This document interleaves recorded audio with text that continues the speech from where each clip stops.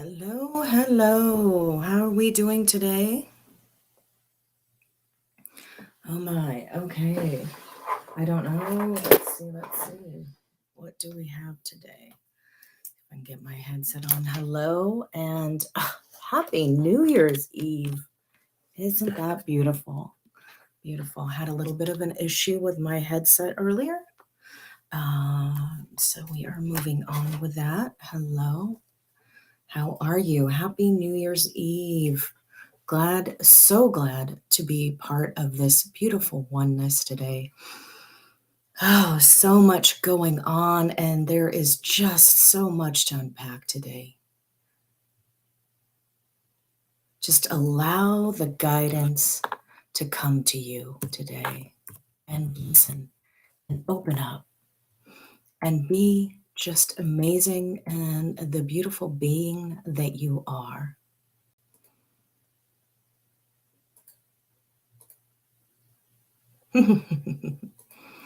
Well, hey, trying to get this here.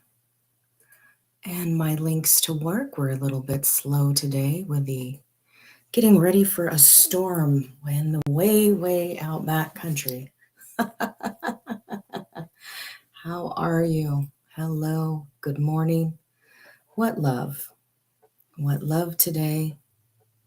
Are we showing up? Beautiful. I am a one-woman show today, so I am just checking to see that everything is working. Beautiful, beautiful, beautiful. There's only so much you can do to prepare before the show, but once you hit that live button, even so much more how impactful the day is, the year has been, and I am just here today with you. And I'll introduce myself to those who don't know, because this is quite a bit of a new show. And welcome beings from everywhere around the world. I am Nicole Borghi. I am the warrior of the warrior and the raven with over 20 years of law enforcement experience. And I take that experience as the human lie detector and the chaos of the criminal underworld, and I blend it with my 50 years as a mystic, guided by the wisdom of the raven. And I use this in my servitude here. My servitude in the back many years ago and currently is in hospice and being a bridge to heaven in the vets and the home care and the lives passionate stories.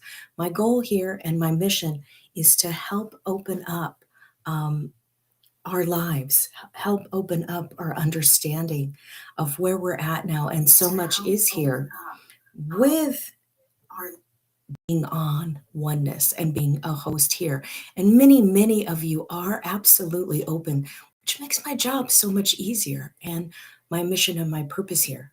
And my goal is really to share with you divination tools and wellness tools for the soul so we can thrive here as we open up.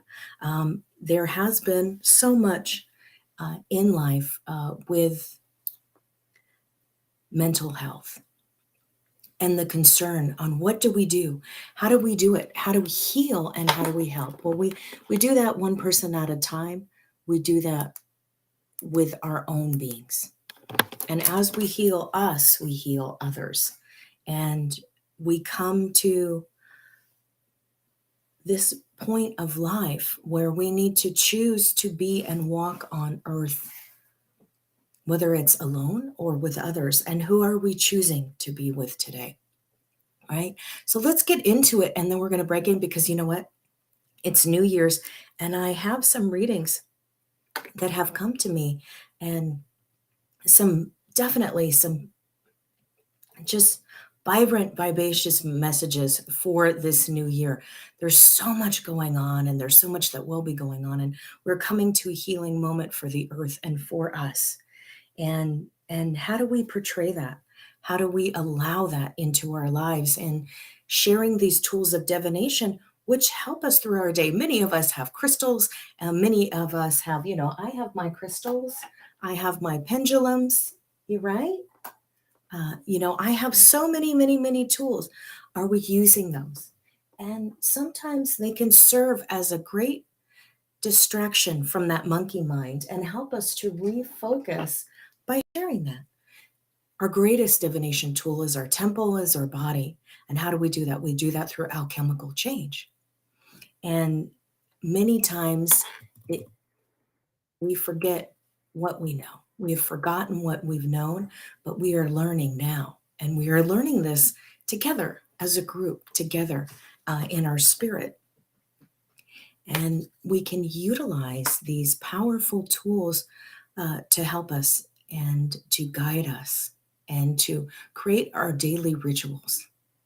And not to use them as a crutch, but to use them in our guidance. And what are these tools telling us to help us see? Sometimes we think we know what we know everything, but bringing these tools in a little bit more powerful, right? A little bit more, one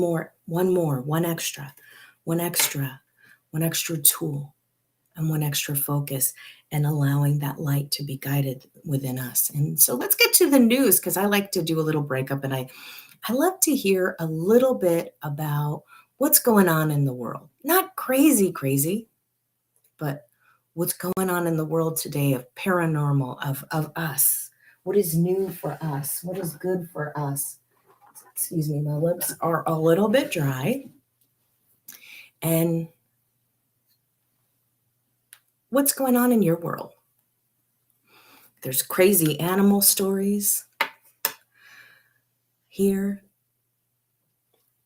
In 2022, so Coast to Coast here today says, in 2022, the past year saw a veritable menagerie of curious creatures, strange entities, and bizarre beings gave cryptozoological, big word, headline makers Bigfoot and the Loch Ness Nessie monster a run for their money when it came to the weird and unusual. What have you seen? What are you seeing? I'm a very proponent of the paranormal and the supernatural. And as we start to understand them, they're not supernatural anymore. They're what is life. They are our life. They are part of our life. They're part of our everyday. And do we recognize them? And as we open up to the UFO or UAP spottings around the world, we will be opening up to not just those aliens, but to more of the what we know as more of the paranormal and supernatural. So let's see, is there any more? Well, there was a suspected dogman photographed in Texas, an alleged mermaid said to have washed upon the shore of Africa, or a humanoid filmed in Kentucky in the driveway. Could you imagine backing up over that? What do you see in your rearview mirror? And the last 12 months have featured an array of oddities seemingly lurking around every corner here in the craziest cryptid cases to cross, the desk of Coast to Coast. And you know what? I think it's very good to know what others are seeing, to know that we're not alone. There is so much going on. There are studies, there's science. And are you looking into that in your own journey to know that you're not crazy? And that's what this show is about. It's to develop our powers, to know that truth is there. And my spiritual being, my spiritual guide is the raven. And it is good that the raven comes across that interdimensional realm and into our here on this planet and this realm that we choose to be in. Not sure if that makes it better, a little bit lighter. Okay. And so on the debrief, let's just see if there's any space news and we'll move on. Yep. Alien life. So there is a case for alien life elevated by the exciting first ever confirmation of 2 exoplanet water worlds. This is the debrief and the debrief.org. And, it's good to know what's in space news, because as space news comes out and we search into space and we search into the paranormal, we see that they are working in that same manner and that they can coexist in our world. And as we look up, we cannot forget to look down into our own world. And what is happening is sometimes it's good to just get detached and look away and see something else. And that brings us into the journey of what we're seeing and our perception here on this planet, on this earthly plane. So much is going on. It's not just you that's changing, it's so much that's changing. And in our world, there is so much in mental health that is going on, and our mental wellness. And are we strengthening who we are? Are we strengthening our being? Are we strengthening our mind? Are we just closing down? And so much of it in these last few years has been about closing down and becoming a shut-in. Are you staying a shut-in? Are you allowing the world around you to evolve? And it seems like, oh, wow, this is news. Is it news? Maybe to you, and that's okay. That's just enough. One more little kickoff here and a little bit funny. Excuse me while I take a sip. My mouth gets so parched when I'm on camera. It's time. My new headset's in the mail. A British motorist was left scratching their head when a mysterious bipedal creature that looked like into a goat man dashed across the road in front of their car. Pump the brakes. Recounting the bizarre encounter on a parenting forum, the bewildered witness explained that the incident unfolded at 2 a.m. this past Sunday morning as they were driving near the community of Staverton. The trip took a decidedly strange turn, they said, when something crossed the road in front of us in full headlights for about 3 seconds and made distinct impressions on the mystified motorist. Getting a fairly good look at the oddity, the witness described it as being about the height of a person, maybe 6 feet or more. And you know what? I am here in the mid-Northwest. And, it's funny that when we see things, there are antelope, and they're kind of like deer, and you can just look that up. And there's no stoplights here. The only traffic we have is about a herd of antelope crossing. And you see these animals, sometimes they look right at you and they seem to be on the side of the road and then just start out in front of you. Sometimes they'll stop in front of your car and they'll just look right into your eyes like, I'm going past you, or hey, maybe there's something that you need to pay attention to. And there they cross the path. Like a Sagittarius, a goat man could be more like the Sagittarius, right? Or sometimes it's known as the archer, half man, half goat, right? And, it's coming into that to see that we are more than what we see, right? And so it's the strength of the man and the archer, the strength of the legs of the horse, right? Kind of like that, right? Those symbols of what we are astrologically, and who we are and our strengths. And this month is very much into the birth and the Saturn, the Sagittarius, and that strength in the sign, very fiery, which can become very frustrating, but very passionate. And that passion is a persistence and can be a drive, or if we don't use it, our passion and our drive and our strength correctly, what do? We become frustrated and angry. So how are we juxtaposing where we need to be in life, and are we pivoting when we need to each time? And this brings me to some of the astrology that I've been hearing and reading today. And I took a few notes, amateur here, but I love that guidance that the astrology provides for us. And sometimes when astrologists break it down into simplicity, I'm all about that simplicity here.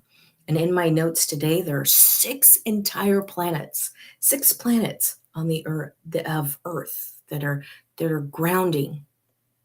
6 planets aligned in the earth, and that's grounding us into the new year, which is a new you, which is the birthing. It's the Isis, which is in runes. It's the birthing, the reborn again when the snow melts, right? So the ice is now in the winter. And as that melts, it brings new life. And those seeds now have germinated, and they're ready to wake up in the spring. And those 6 planets are Sun, Mercury, Venus. Venus, love. Mercury is strength and the warrior. Sun is strong and blossoming. And Pluto. Pluto is when Pluto comes, and in 2020, there's a lot of Pluto energy, and Pluto brings into that underworld energy and the truth that comes out. The moon, and we see the moon and the sun every day, and the moon of water and of change and new, and of course, Uranus. So these 6 planets are here, and they right now, it's the best time for goals because there's a lot of stability. So when we look at goals, and some people, they put the goals out, and in January, everybody's going to the gym or they're changing their diet. But it's good to reflect from the year past and put our business goals and our personal goals together. So in that new year, as it comes for us, we're ready. So however you choose to execute that, the practical goals, permissions, you could put a dream board together. It's a great time for manifestation, very grounded in the earth, very knowing, very stable right now. So very trusting, very, very much trusting in here. I'm going to put this down, and I want to share with you some other, I have my book here. This is a beautiful book I bought. It's called Personal Alchemy. And I am guided every day to share. And I am guided every day. There's so much information. And how do we do this? So this stone, I didn't have that out. The stone today is Ewaz. And Ewaz, I thought I had that here for you. I'll look at and talk at the same time. Can I function and do 2 things? I love it. What I'm going to do is I want to put my information in the chat. I do want to put this here. I want you to get a hold of me. I want you to connect with me. I want you to be with me here in my servitude, and share your love. Let's talk. Let's chat. We can always do that together. If you're on the chat, let me know. Are you here today? And it's a beautiful, beautiful day here. Just put that information in the chat and shared with you how to connect with me. I want to connect with you. You can ask me anything. You have any questions, please put that in the chat and share. Last week we had some great questions in the chat and saying, what is going to happen in this new year? What's going to happen in my life? Don't be afraid to put that in there. You can also, as well, hit me up in my email. There's questions you want to talk to me. You want me to share information on the show. I am so ready to share that with you. I'm here with you, and I'm here in a connected space. am here to connect with you in this time, and see how in the new year you can power and be powerful and hone your power, right? And so here it is. I think all this, and I'm not sure if you can see it, and the light. Oh, no. Okay, so it is EWAS, and EWAS is an aspect pointing down, and EWAS is, it empowers. It's self transformation, which becomes self transmutation in alchemy. And it's the highest energy of idealism. And it's the power for your personal alchemy. It's abundant, it's freely accessible. What are we manifesting? And here this goes, and this I brought in before I even saw the astrology. It's the power of personal alchemy to be abundant and freely accessible in the service of self evolution, which is transformation, which is transmutation, which brings us into self-mastery. And it's the highest dimension of service, dedication to truth, which is Pluto. And it's the rune Iwas, the alchemy of Iwas. And runes are very deep down here in the sacral, in the root when we say them. It's not to allow this formula to be hidden any longer. And the formula of self transmutation, of knowing how we are important as the I am and ourself, not to be selfish, but to empower that in ourself and our love and bring that Christ light in, right? Bring that light within us and shine our light without. And to share it with other people, but not to allow other people to take over us. And this is where we're learning. This is where the mental health moment comes in. Are we healthy with our boundaries? Right? Very powerful. Are we healthy with our boundaries? And are we stubborn where we've been so hurt? And I've done this myself this last year. It's been very, very hard for me with the loss of my daughter, and going through the mental health of the journey that she experienced, unfortunately. And I feel as a mother, I couldn't save her.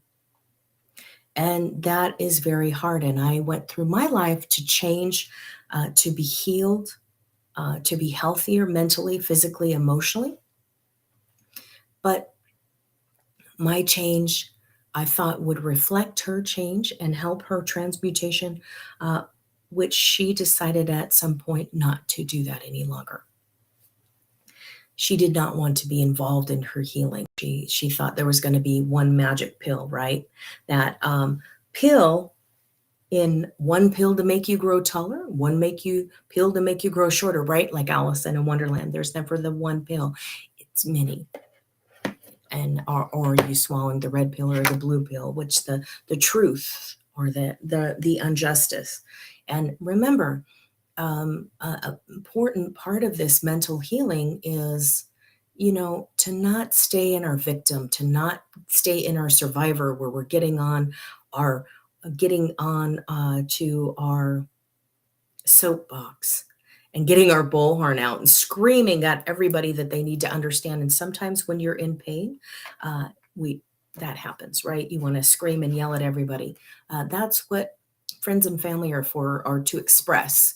You need to express in some way. It is healthy, I feel, to express your pain and frustration and not to hold it in. And in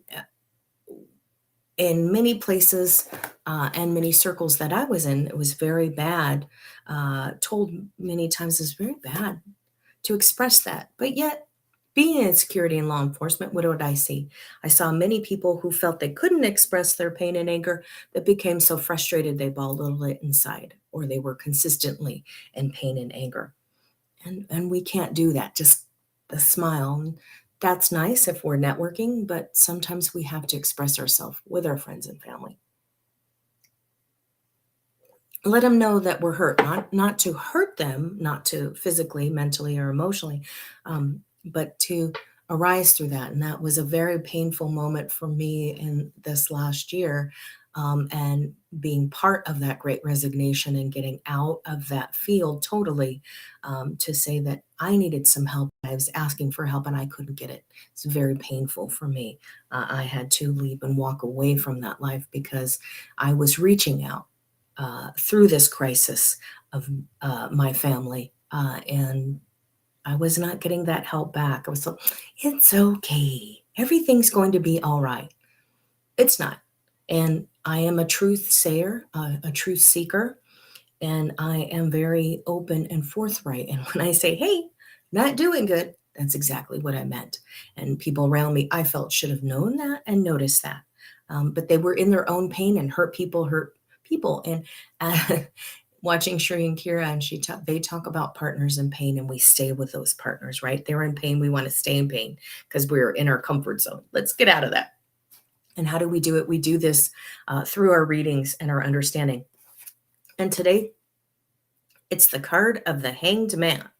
So the Hanged Man is upside down, and you can look that up and Google it, and you'll see that the correlation to Iwas and the transformation is the Hanged Man. And what does this mean in the Hanged Man? What is the information for the Hanged Man? It's sacrifice. It's made to gain something of great value. You're sacrificing for great value. It's all about waiting in order to allow new possibilities to rise. But don't do what I did and let my life be a lesson for you.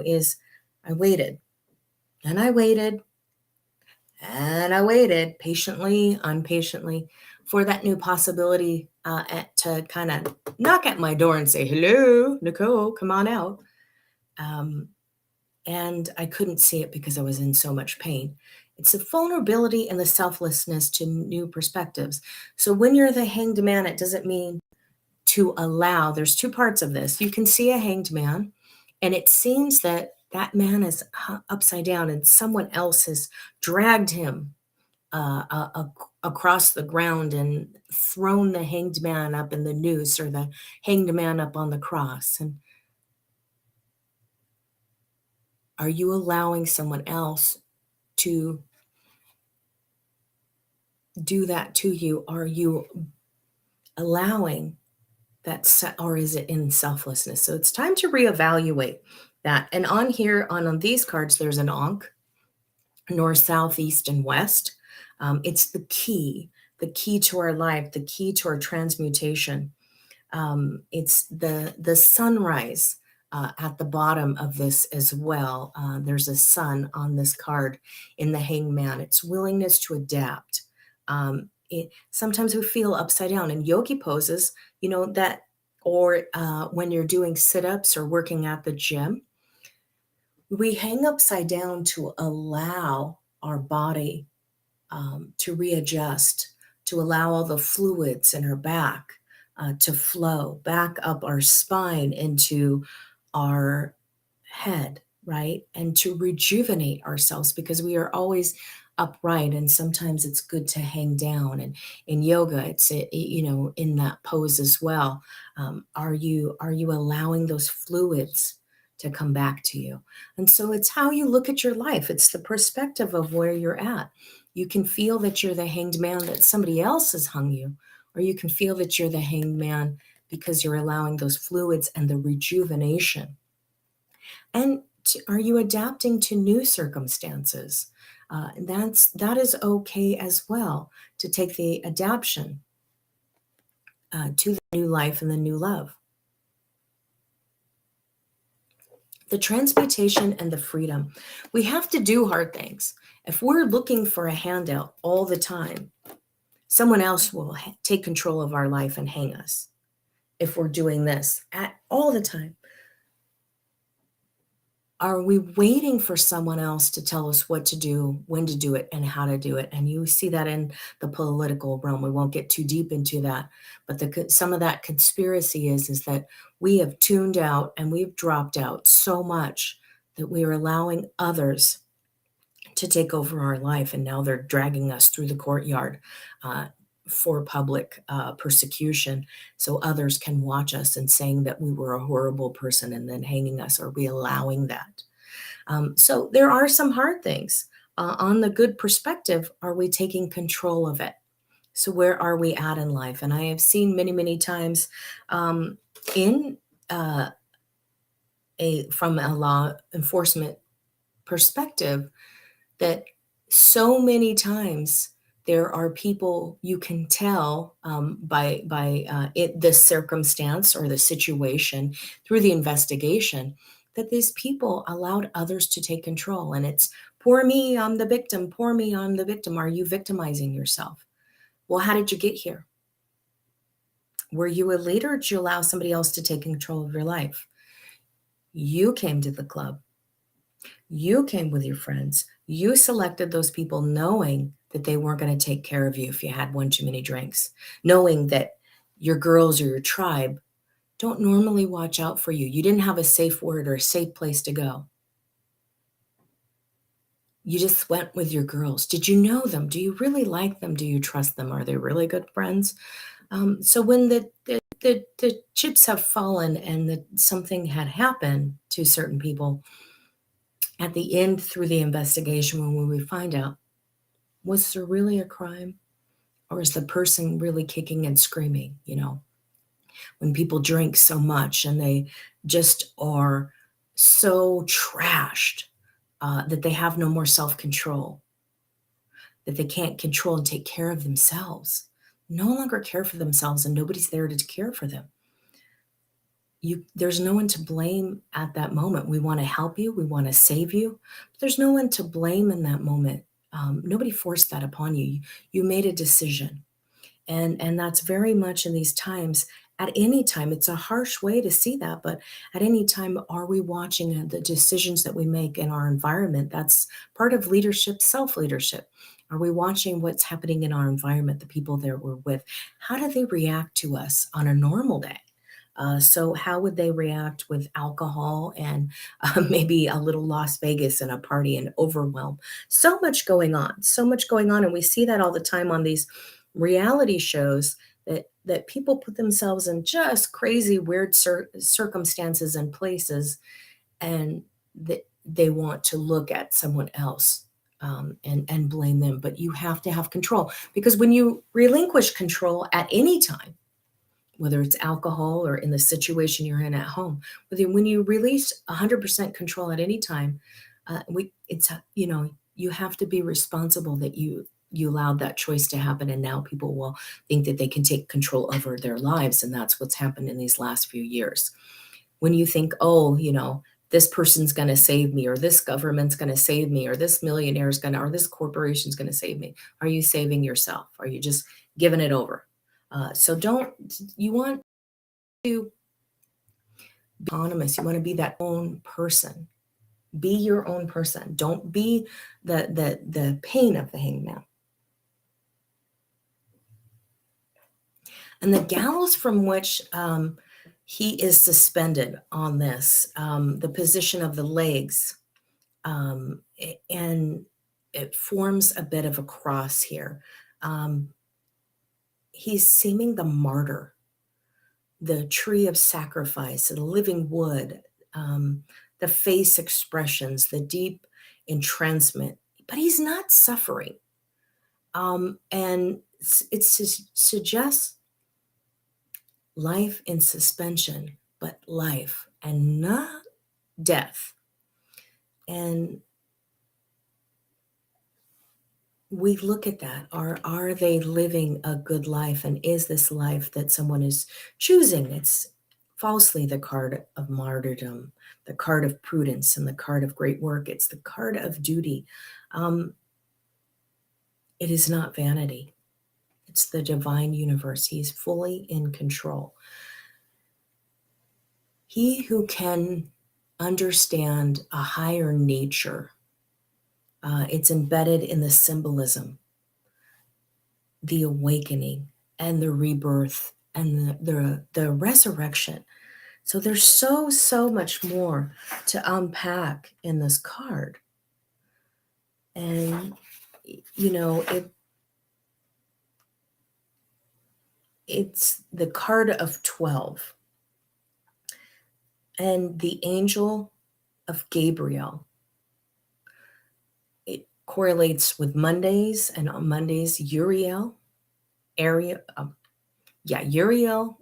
Gabriel. And those are to also the aquamarine, a purity stone. So when you're in doing Reiki, and I'm a crystal Reiki master, when you're doing Reiki and you're laying stones on someone, where are you placing those stones and what stones are you placing? It can get so deep with this. And this is, it's the resurrection of the mind and the musing. Are you waking up and listening to your muse, like the War on Art, Stephen Pressfield? Are you utilizing your muse? The muse is there. She's speeding you information. But are you taking steps in that transformation of what the muse is sharing with you? What is the muse saying? What is that? There is a little bit of sacrifice. There is a little bit of that. But in those times of reflection and deep reflection, are we meditating and just, okay, Spirit, I'm waiting for you to come here? Or are we truly listening? And, my guides are a little bit funny. My guides are there, but they're so strong. The voice is so strong in what we're doing, in what I'm doing in this day. And I the what is us, the togetherness,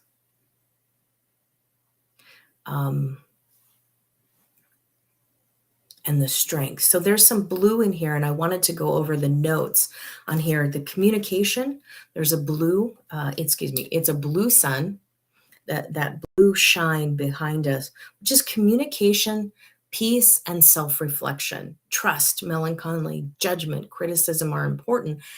And it's some self-judgment needs to be there. We need to judge the self in the fact of, where are we in life?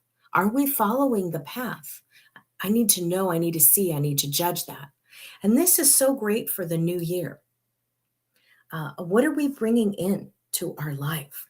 What are we manifesting? And are we doing that in our daily practices? What truly are we using our daily practices for? Are we truly in those groups and those 5 people around us? Are they strong? Or are they lighthouses for us? Or are they living in their light? What are they doing for us? How are they helping us to improve? Because if they're helping us to improve, we can help them to improve. And it is so cyclical. It's the key. And again, the key, the ankh, the key is the key here, the key to our direction, the key to our love and our light.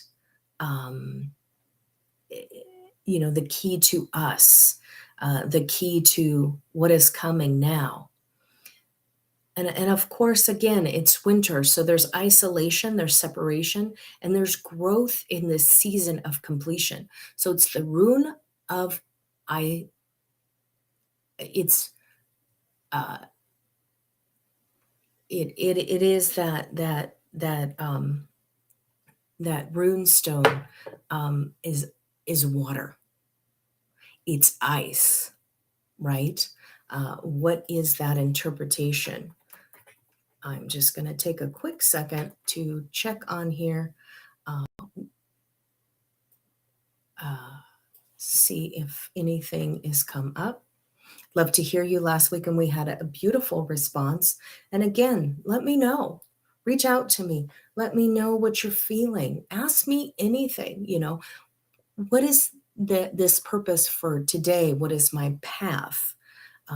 What is coming for me? It's always career, life, and love. And are we loving our career? Are we loving our life? Are we loving what we're doing? Is it Is it innate in us? And are we serving our passionate purpose? And through podcasting, that's what I love to share with people is through podcasting, you can share that. You can share that love. You can share that passion. And in this time of reflection, what do you have set for the new year? What are your goals? So ISA um, uh, brings us the patience and the reflection. And that is the runestone for the new year, right? Are we reflecting upon our life? Are we reflecting on our turning point? Are we ready to pivot? Not overthinking it, not in the monkey mind. Let's just move forward from that. Let's not stay there. We know that it happens. If we worry about it so much, if we're constantly correcting people on what they're saying, it's what their truth is, not our truth. Our truth, we may be saying the same thing, and always our words are what we know and what we understand. Your words and your understanding may be a little bit different from what you grew up with. Words are changing, and people are constantly trying to change the truth meaning, the deep meaning. And if we do that, there only is a compounding of more and further confusion. So identify who you are, identify the people that you are with, speak the language of you and your tribe, and understand that. But if we all understand the basis of everything, then we can move from there. We can elevate from there. And in this new year, are you writing down those goals? Are you taking the keys of the lessons of what you're watching, what you're doing, what you're learning, what is going on for today? How beautiful. It's so good to be here. It's so good to be with you and understanding what is here, what is available. Are you looking at what is available to you and in healing? So let's get to some herbs for today. And I did talk about bibliomancy. And so part of that is, and I love herbs, right? So I'm looking at this book, The Little Herb Encyclopedia. I've had it for many years. I love it. I'm an herbalist. I am also an aromatherapist, which really go hand in hand, don't they? So if we're looking at what herbs for today will help our mind, will help our body, will help our immunity, and we just open up. And I ask that of the universe, what's going to help my body, my mind? And myrrh comes to myrrh. Myrrh is great for grief. And many times this time of year is a suicidal time of year. It is a painful time of year. In this time, not only is it of reflection, but many of us, even in the States and in other places, we have taken on, it's the shopping time of year. We have to give these gifts. If you've ever worked in retail, you've got screaming children, you've got families panicked because they're overspending, they can't find the right gift, or they haven't eaten and they're shopping and the music's loud and it's overwhelming and there's lights everywhere and everybody's exhausted. Nobody's really in their cheer. And so that creates pain. It creates pain if we can't be with our loved ones. It creates pain if we've got locked out from our family. It creates pain. And in that reflection of that pain is myrrh. And myrrh oil and myrrh incense is very good for grief. It's very good for release. It's very good for self-reflection. Myrrh and frankincense, it's a natural antiseptic. It can be used in place of golden seal. Golden seal is very well known for in an herbal community for health and immunity. We break down in this time of year, not getting a lot of sunlight, a lot of vitamin D, and we close off instead of self-reflecting. Many people go down that road. It's a good time for a dark night of the soul and a change and a challenge, and to allow that to evolve and process. A good time for some quiet hours of fasting to yourself. And myrrh helps that self-reflection. I use myrrh and frankincense a lot in my essential oils and my roller balls when I go to hospice, when I work with patients. Sometimes patients will allow me to rub it into their fingers, right? Give them a little massage, put it on. And it helps them open their mind and expand at that moment, but it also helps crossing over. It helps hospice. It helps people in time of pain. It helps people in that mental health moment because it opens up to the immunity and the allowance of the grief process to happen. And sometimes the allowance to just let go in that end-to-end time of life. That is time for people to reflect and choose sometimes to cross over. And as a medium and as a conduit, and I help patients with that if they so choose to release. Reflect, maybe tell stories if they're at the point that they can do that, but be comfort in that time of crossing. And in that time of crossover, that's my magic with the power of Osiris and Isis, with Thoth, to move over and cross over. In that time of tragedy, in that time of chaos, that's where this comes in. And it's good for candida. So a lot of that yeast that we get inside from that sugar that we get, it stimulates the body to discharge mucus. And if we hold mucus, it's our allergies, the mucus from our immunity. I put myrrh in the candle, frankincense and myrrh. It helps in meditation. It helps when I call in spirit. It helps when I call in the light. It helps me ground. It's very grounding. Myrrh, frankincense is in the tree. It's woody or earthy or grounding. Very helpful in that manner. It's got antiseptic properties again, and it's proven to be the finest antibacterial, antiviral agents. So you put a little frankincense and myrrh. You can put it in a roller ball. You can put it in a spray and just rub it on your hands. Cleaning, it's like an astringent power. There is science. If you go to pubmed.org, there's science to back that up.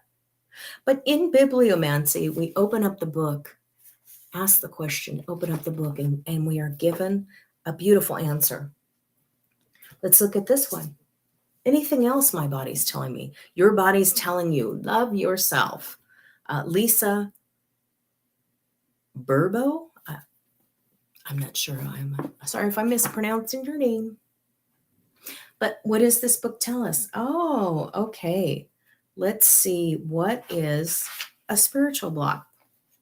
So if you notice, I have a little piece of kinetic tape on, and I had a little bit of a problem with my wrist. I put on a pair of shoes and walking in the snow, came in the house, the ice melted and I went zoop across the slippery floor when I was helping someone pack up.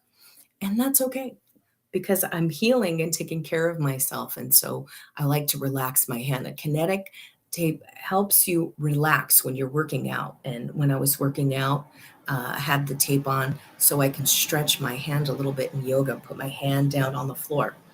But it says here, arm problems. Consistently in use to help us get around, to reach out, to touch things. Emotional block, the pain signals that you feel no longer useful. You doubt your capacities. Or you could be that you're difficulty holding someone close to you. Maybe feeling some guilt surrounding this issue, you should take a close look. And it's a lot. If we look at it in the spiritual self, it's what's causing us the pain. Be aware of the right arm signifies giving, right? Giving. And the left receiving. So my left hand is good and I have to practice receiving. Part of this comes from my reflection with Esau, my reflection in Esau, my reflection in winter, and a very important part of the dark night of the soul for me.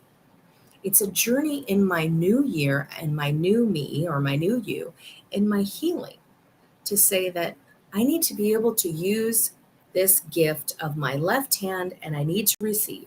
If I'm going to change my business, if I'm going to change what I'm doing and I'm going to pivot, I need to receive the gifts of abundance. And that is just so true. What do you say? What do you feel? Let me know. Put your comments in here. I need to embrace a new situation. It's so true. It's extension of the heart region, expressing love and gratitude. A mental block can be the ability or your usefulness. Realize that this mindset is resulting of listening to a little voice in your head that is bred by the ego. Trust the universe. And I do trust the universe.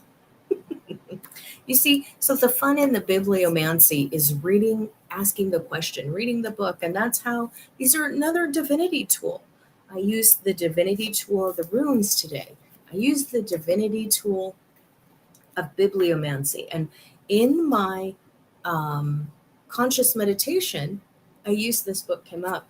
We used the tool today of the hangman, of the tarot cards. What do you use for your tools? And how does that help you pivot? And of course, my fan kicked on. But I want to just say to you to bring a moment, hands to your heart.